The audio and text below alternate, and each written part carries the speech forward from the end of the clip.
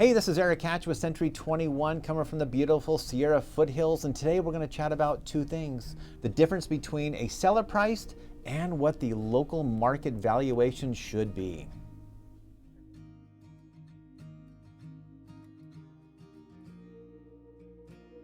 I was out recently at a house and I'm discussing pricing with them, and they kind of looked at me and says, "You don't seem too enthusiastic about my house."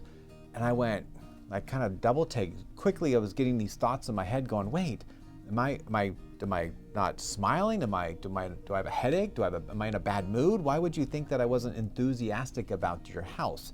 And then after I really kind of thought about that, and it comes down to an experienced realtor broker's price of what the current market is actually going to bear for that property. As we all know, in the last couple of years, with the housing shortage and the pricing strategies, you could actually get over asking prices on most of the listings and just put whatever price you wanted and have somebody come in and actually overbid and have multiple bids, and we're going $100,000 over asking.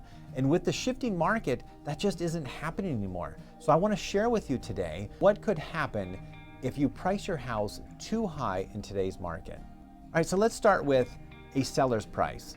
Oftentimes sellers, I don't blame you. We look at our neighbor's home or a house down the street and we says, wow, honey, how did they get that much money for the home? Our kitchen's nicer, our backyard's nicer, we have this and this feature. And so then you have the tendency of trying to say, I can get more money. But I want to share what might happen if you overprice your home in today's market. Yes, it is still a seller's warm market, but not that hot market of the multiple offers. So here we go. Number one, if you price your house too high, then it's going to sit there with no showings. Then it's going to be what's classified as a stale listing.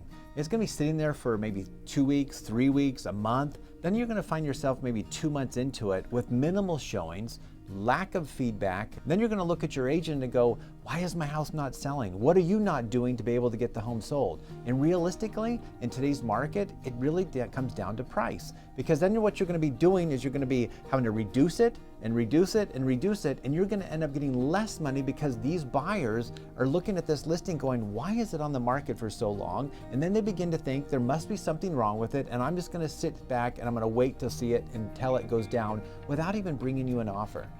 Number two is pricing your property where the value needs to be today. And you need to understand something with the shifting market is that you can look at all these other homes that are sitting there on the market for 30, 60, 90 days.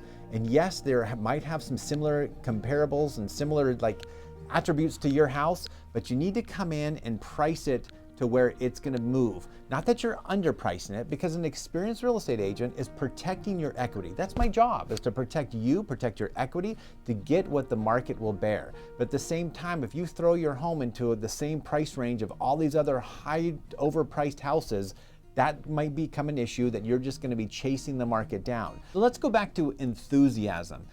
If you have an agent over at your house and they don't look super enthused, yeah, maybe it's not because of the house, it might be because of the valuation of the property. So if I get a seller that tells me, hey, I want $1 million and I only feel it's worth maybe 800 or less, am I going to be super enthused about taking the house and taking the listing when I know that we're never going to be able to sell this at that valuation? So keep that in mind. It's not that we're not enthusiastic, we just need to be priced where it needs to be and find that experienced agent that brings comparables and make an educated choice. Then you can take that valuation, you plug it in there in the MLS where it needs to be, you do the right marketing, and you're going to have a flood of new buyers that are going to want to come see your property. Then you're going to have an offer that's going to be close to your asking price. Then you're looking better so you can sell it quicker. We as real estate professionals don't want to disappoint you.